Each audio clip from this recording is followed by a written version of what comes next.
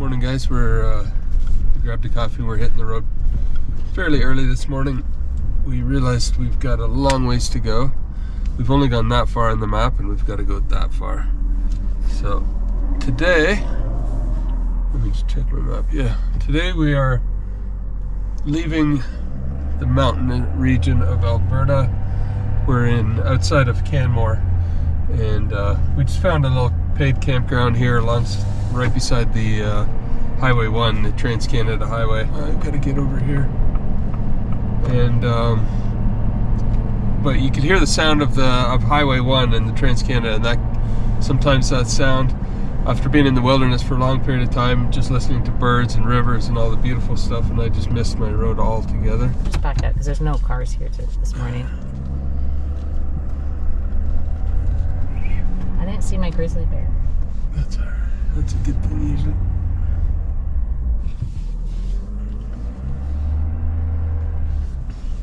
Haven't had our coffee yet. Whew, okay. Yeah, haven't had my coffee yet. I almost started going west again.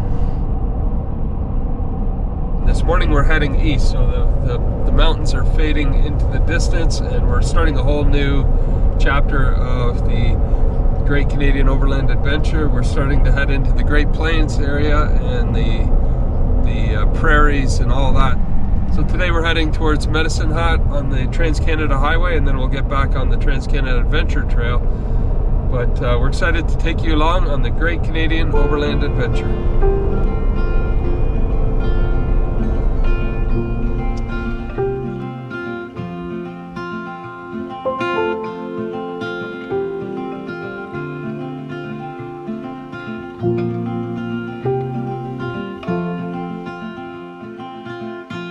Rainy days don't seem so wet, stormy nights don't stay.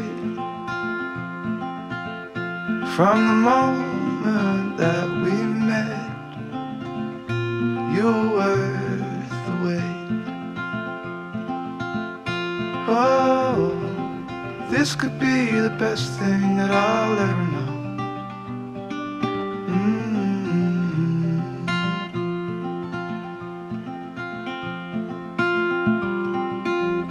Talk for hours, I never slept. Two silhouettes on the concrete steps.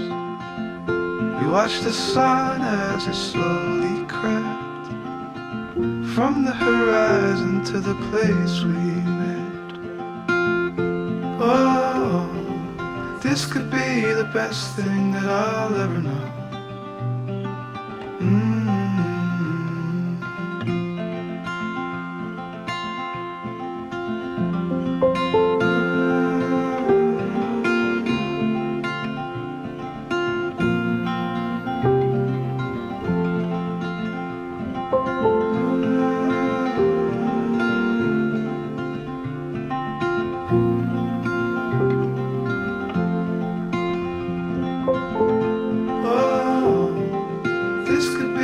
Best thing that I'll ever know.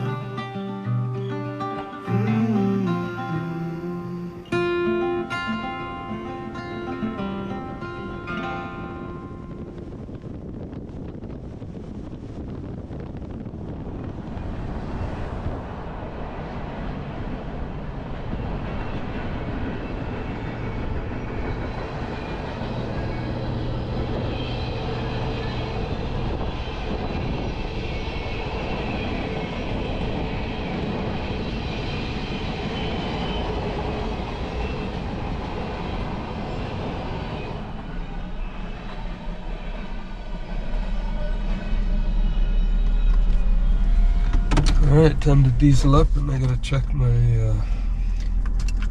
DEF. Do you want a coffee or no? Oh, Timmy's. Sure. Sounds good. I love you. No way.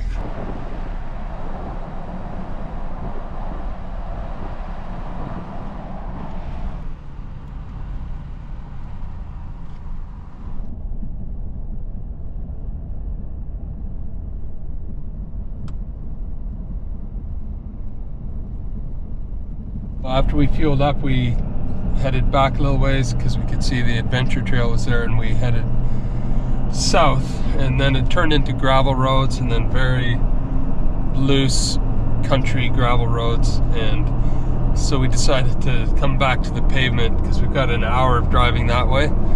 And along this whole trail we're making decisions based on wear and tear on the vehicle. Do we want to be kicking up dust for an hour in the farmers' side roads, you know, and we can hear rocks hitting the truck, or do we want to just glide smoothly along this paved road? So it's up to you if you're doing this trip how you want to do it, but that's the decision we made. We just came back to a paved road, and we're first of all going to make up better time.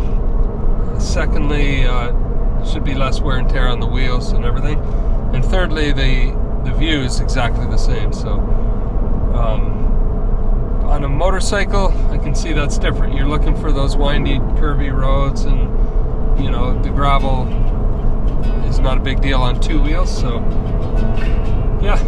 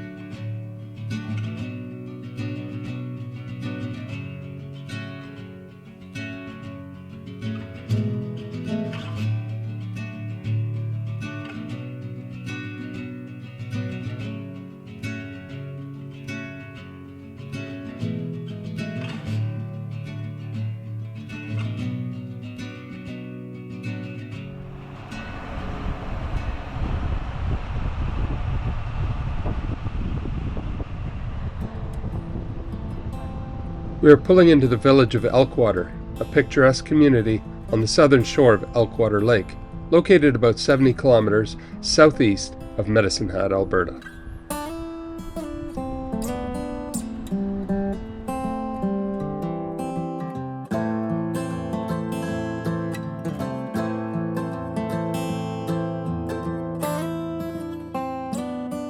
Elkwater serves as the gateway to the Cypress Hills area of southwestern Saskatchewan and southeastern Alberta.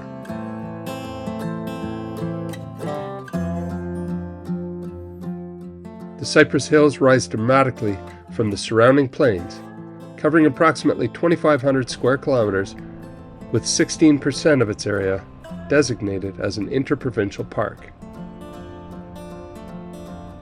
The highest point, head of the mountain in Alberta, reaches an elevation of 1,466 meters, or 4,800 feet, while the peak in Saskatchewan stands at 1,392 meters, or 4,567 feet.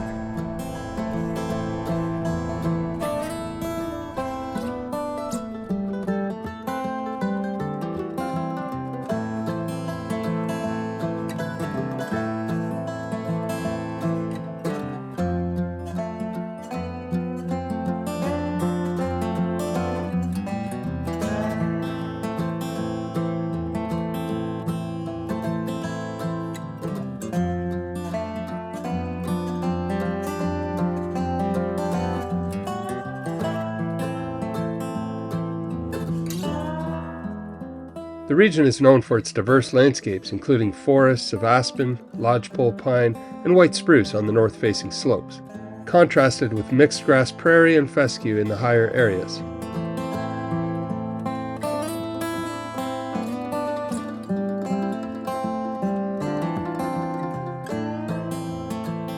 Wildlife flourishes here, from small mammals like shrews and jackrabbits to large species such as moose, lynx, and cougar, and a variety of bird species including the great horned owl. Cattle range freely in the high elevation grasslands as we make our way eastward towards Saskatchewan.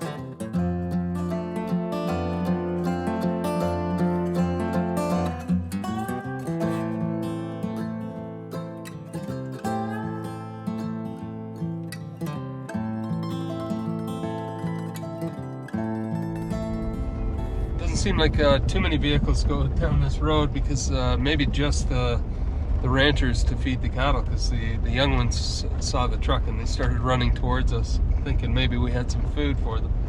Even though there's lots of grass, they probably bring grain or something up to them from time to time. So anyway, we're carrying on. This is very unique. We're just driving through the prairies and then all of a sudden we're in the Cypress Hills, and it's higher elevation, wildland. We're on a little dirt road and there's lots of trees, so something to check out if you're going through the prairies.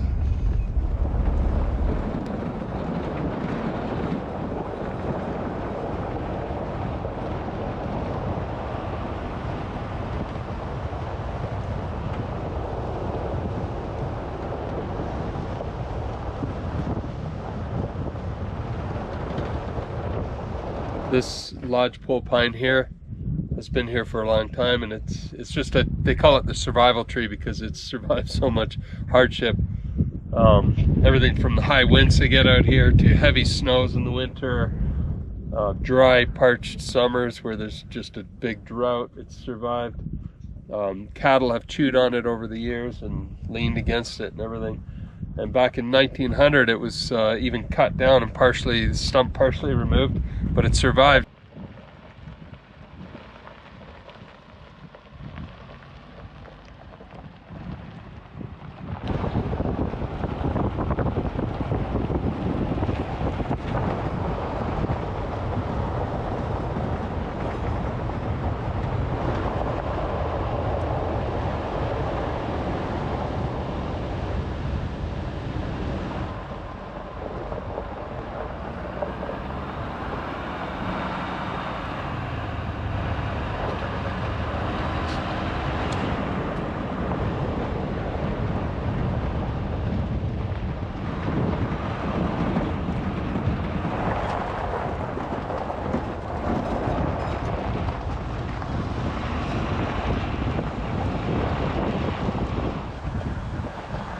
We made it. So we're gonna just stop for a minute and take a picture, but normally crossing from Alberta into Saskatchewan, we're doing 110 down the Trans-Canada Highway. It's kind of different to be crossing into Saskatchewan on a little backcountry ranch trail. And the crossing is a cattle guard. Watch your feet though. Let's go take a picture. Welcome to Saskatchewan. We're in Saskatchewan. We're still in the backcountry and have a lot of gravel travel ahead of us, but we're gonna stop somewhere and find a camp if we can.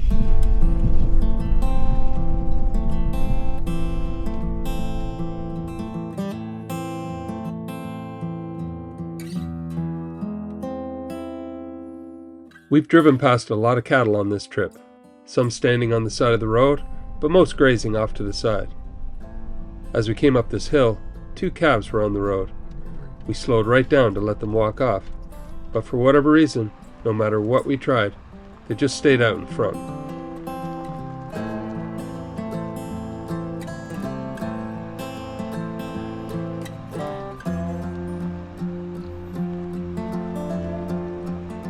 When we would stop, they stopped. When we tried to pass them on the right or on the left, they would speed up and just trot further ahead. These guys might be in front of us for the rest of the trip. They just don't want to go off to the side. Maybe right here it looks like a little trail. Maybe. Maybe. Oh no, they didn't do it.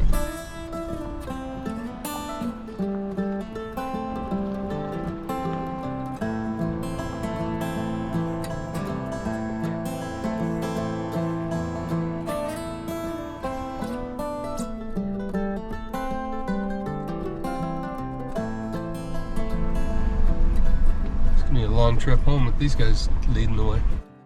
Eventually they got tired of trotting ahead, and we were able to drive by and carry on down the trail.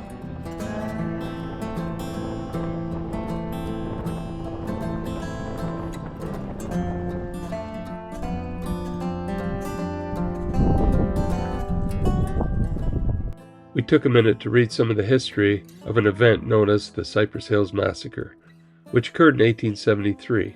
Days of illegal whiskey trade have Fireballs Trading Post a site from 1873 Cypress Hills. It involved some missing horses, a lot of whiskey, and the death of about 30 men.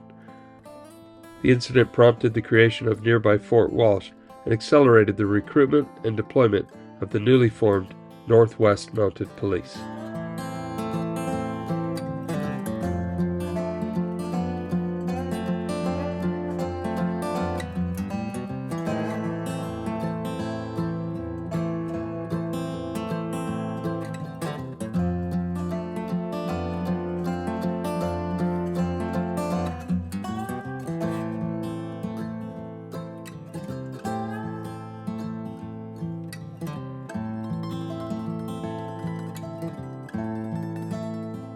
So we're out of the Cypress Hill area and into this beautiful grassland area. And this whole area, we were reading on the sign, was became the western ranchlands of Canada back in the 1800s. And they introduced cattle to the region, and it was really productive and grew, you know, tons of hay for the winter and fescues and all kinds of really good grass for raising cattle. So we had cattle on the road and cattle in the fields, and this is just cowboy country, the cowboy country of Saskatchewan.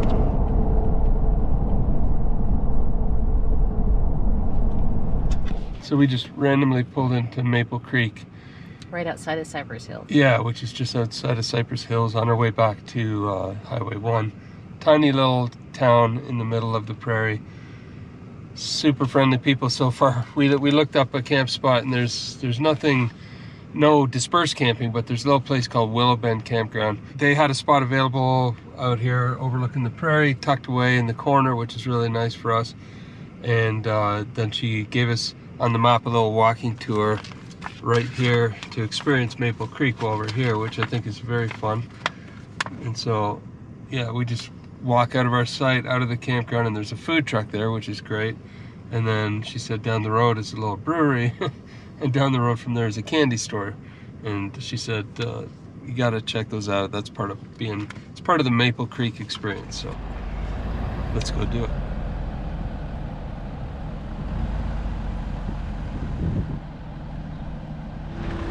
Al, Teresa, Bob. Okay. Oh, I was gonna go for a walk too, but I guess not. Oh. There. Now, Teresa. Al there, Teresa, Murray, Bob, and Ken. So. Perfect, thank you.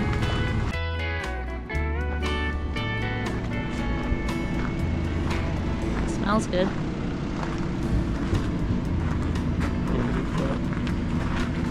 Yeah. 2? Yeah. Or let me see. Everything looks good. Yeah.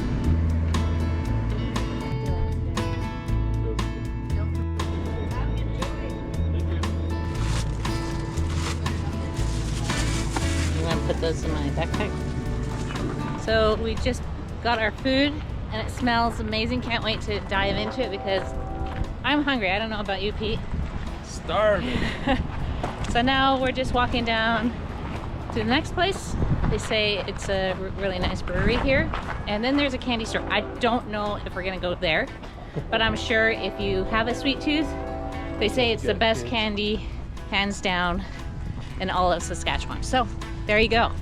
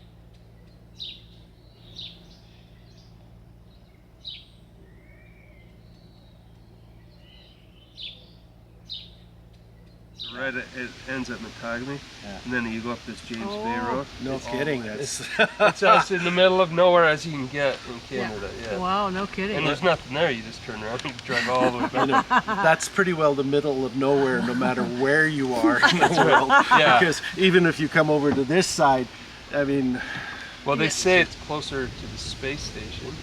That's the closest humans to you when you're out there. Wow. Than you are to the next town. Wow.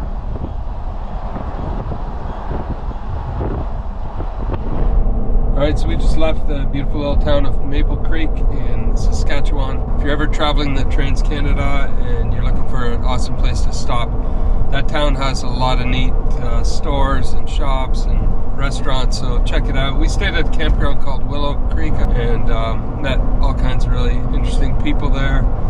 So just a one-night stop for us, and now we're heading east on our journey across Canada.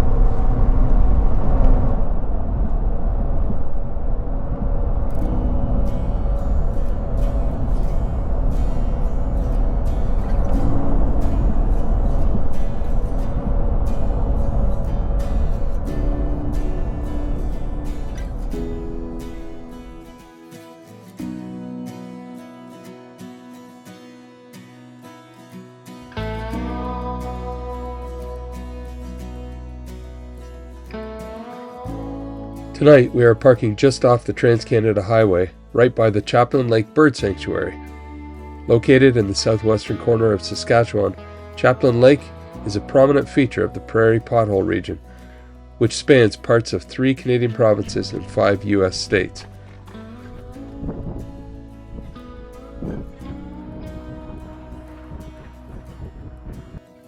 Along with neighboring Reed and Old Wives Lakes, it forms the second largest saline lake system in Canada and the 4th largest in North America.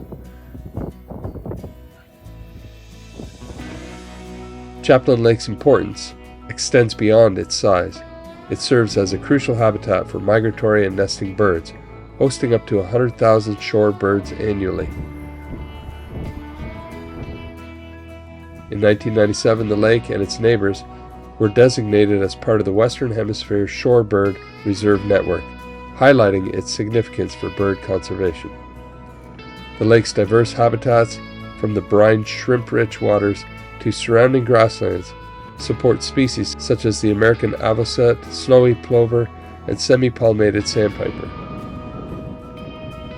It is also recognized as an important bird area in Canada, covering 171.41 square kilometers, or 66.18 square miles. While preserving the lake as a bird sanctuary, Saskatchewan Mining and Minerals harvests and processes sodium sulfate from the lake. The company is one of North America's largest producers of anhydrous sodium sulfate, with a production capacity of 285,000 tons per year. This sodium sulfate is used in glass making, paper production, textiles, and as a filler in cattle feed and powdered laundry detergents.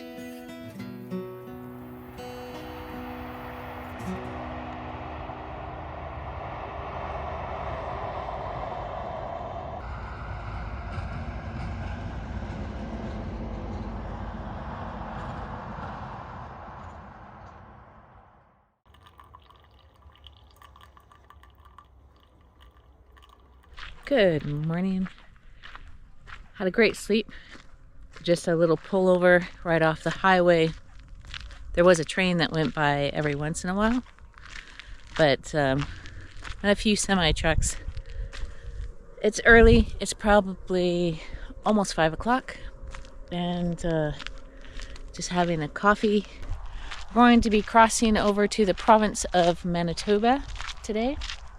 This was really cool place to stay overnight. I know it's right on the highway, but it just kind of lulls you to sleep. The trucks, and I don't know, it just feels like you're going somewhere. You're on an adventure, you're going to a new destination, which we are. You know, we've crossed Canada so many times, countless times, but now that we're taking the time to see different spots, and then once you start to see them and then start to talk to the locals, you're like, oh my goodness, we have to come back because there's so much more.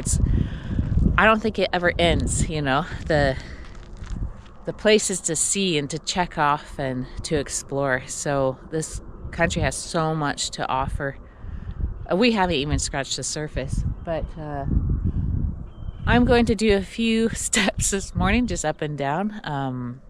I think Pete is working on the video a little bit this morning. Oh, he's ready, so he might even join me for these steps.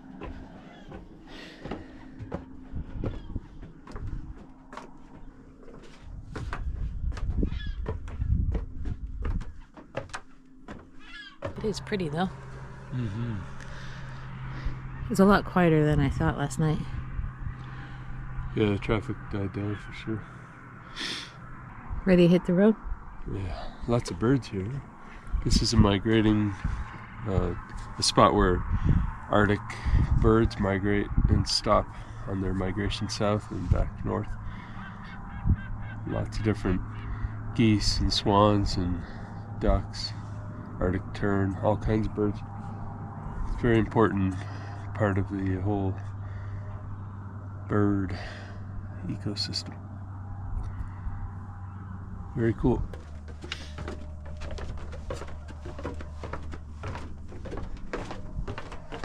That feeling of excitement of the unknown. Ta-da! What's in your coffee, girl? Look, there's some geese. It's pretty cool.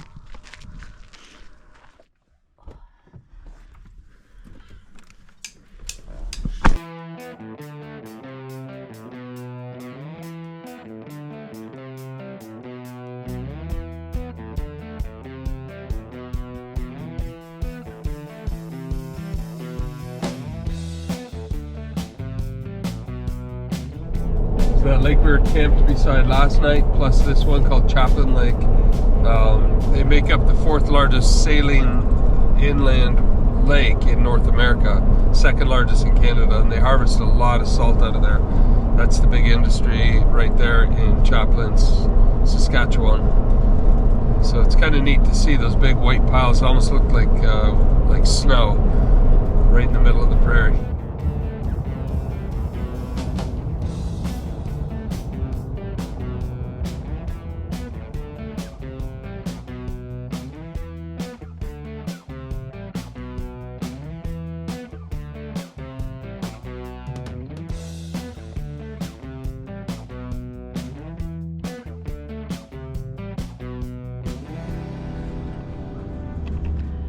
I found a moose shed and moose jaw.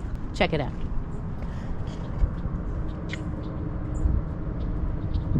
So happy Pete lets me come and see these little sites. I think they're fun.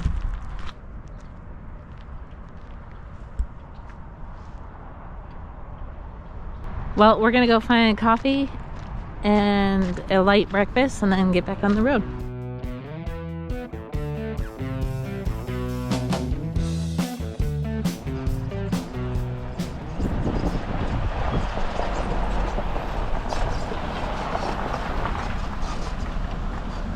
Made it to Manitoba. All right, we're crossing the big prairies. We are through Saskatchewan and into Manitoba.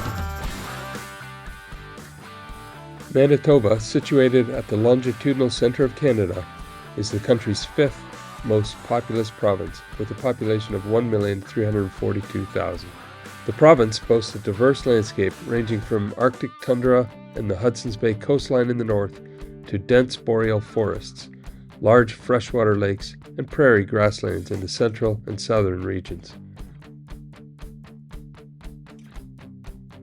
Although we are currently crossing the prairie region in the south, Manitoba's natural beauty extends far beyond this.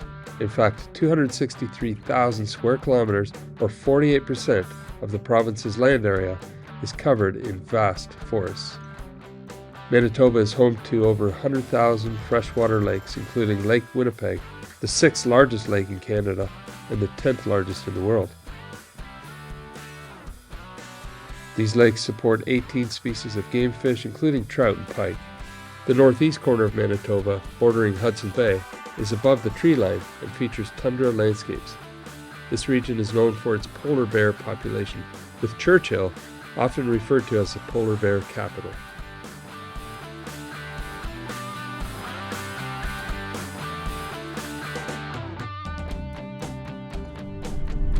Well, we've officially made it to the longitudinal center of Canada. We've been here before, but this one's really significant because we're going coast to coast on this trip. Take a picture and then get back on the road.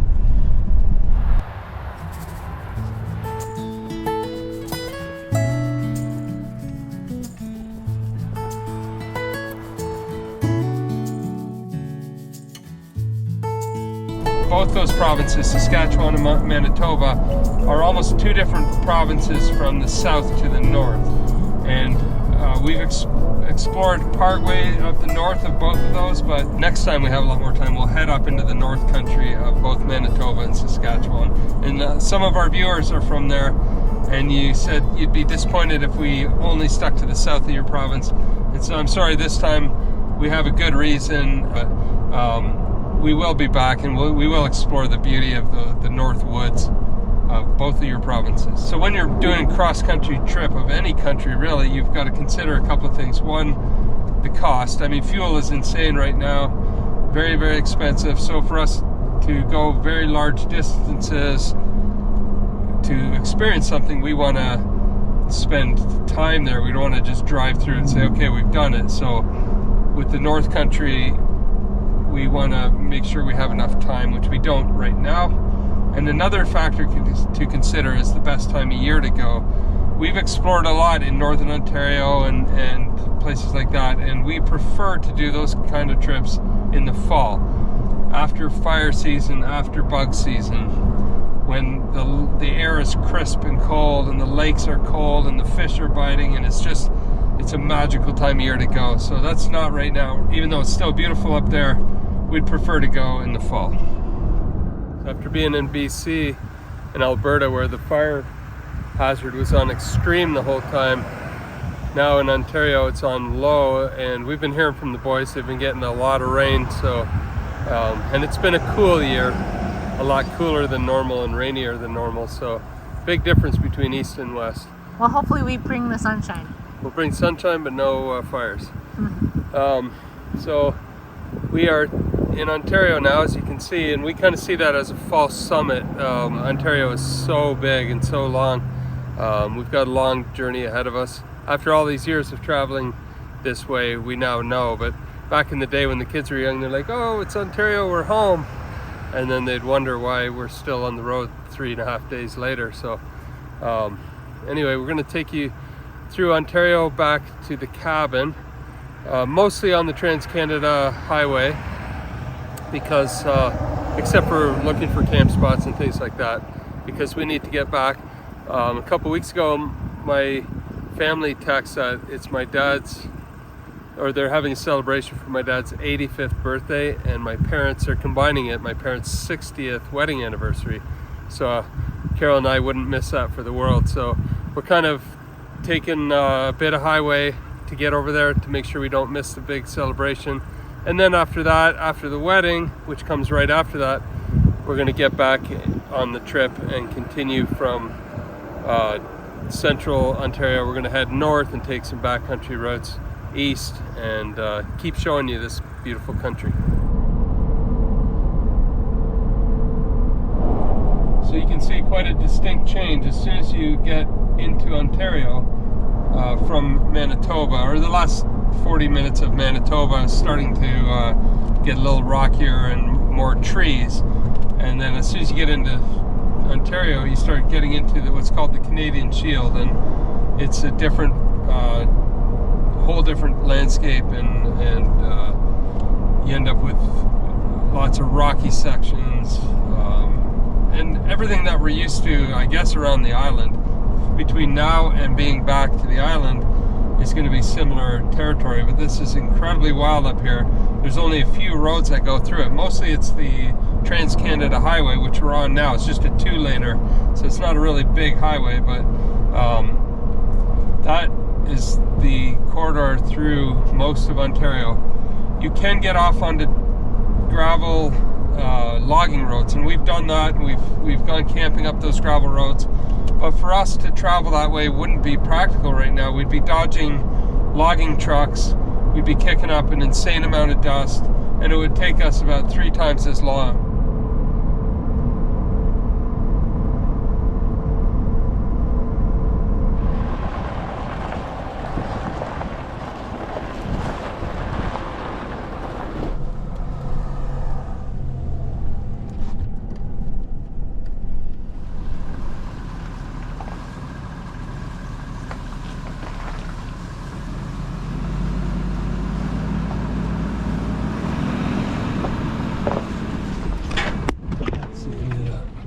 You were looking at your phone.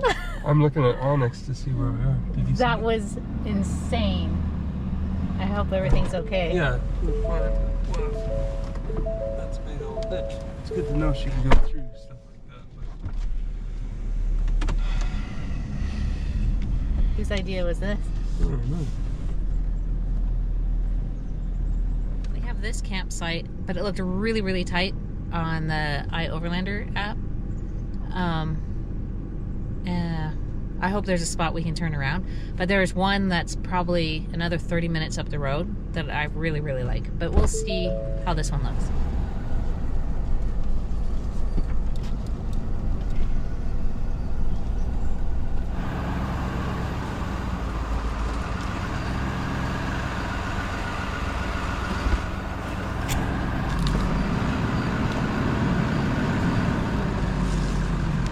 This just keeps going forever, but oh well.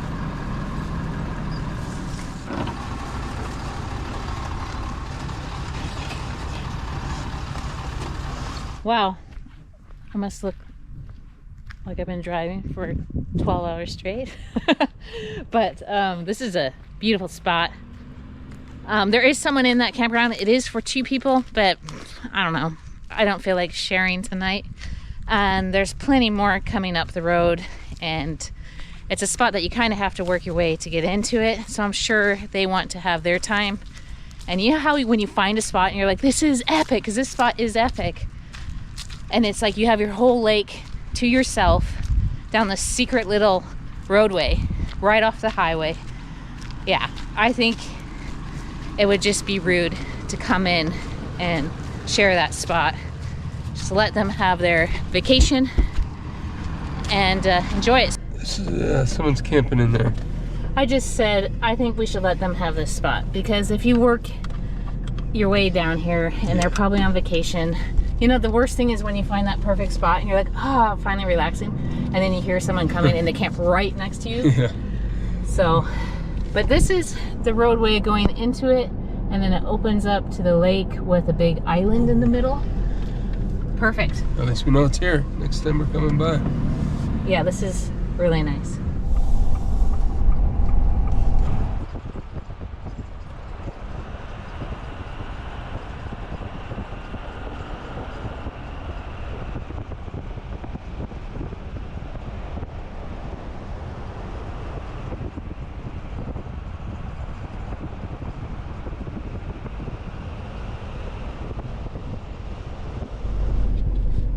So we just looked around on this logging road and found a little spot we can back into. With I'll jump out. A few bushes that are making the beeper go off. The bears, man. Yeah. Oh, that's all right.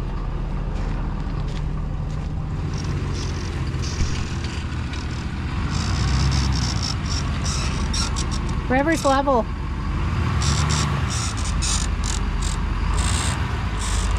You're gonna go up a little bit and then down, so you might level out. Yeah, no, you're fine. Aw. Look. There's blueberries. Wow.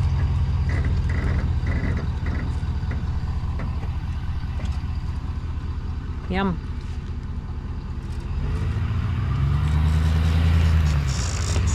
How's that? You're up against a tree now. There's beautiful blueberries. We can pick some for breakfast.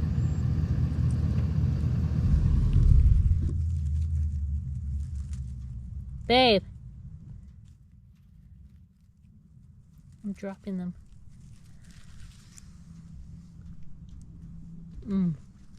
Oh, so good. Babe, look at all these blueberries. Nice. I hope the boys are picking right now. Look, you gotta try some.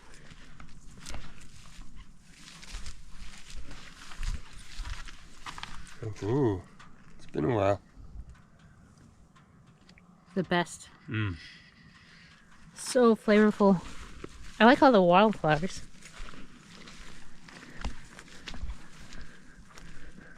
Wow. I need to put on a pair of pants and go walking around. I'm kind of the doors in a tree. Still a lot of mosquitoes. Yeah, so funny. The blueberries are just everywhere. And I hear water. Like a little creek or a river, but it's flowing pretty good. So I want to go check that out. After exploring the area and picking our fill of blueberries, we set up camp for the night in the woods beside a logging road here in northwestern Ontario. We've reached the halfway point of our journey from coast to coast across Canada. Ahead of us lie the provinces of Ontario, Quebec, New Brunswick, Prince Edward Island, Nova Scotia, and Newfoundland Labrador. But before all that, we have some very exciting times ahead for our family. As we fall asleep, we think about the upcoming celebrations and the preparations for Caroline and Matt's September wedding.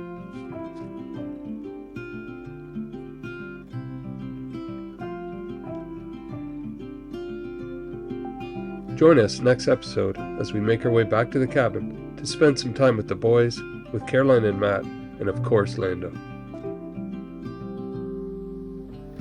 You and I, heads up in the clouds. We caught up with the birds flying south. Nothing to see as the day turns into night.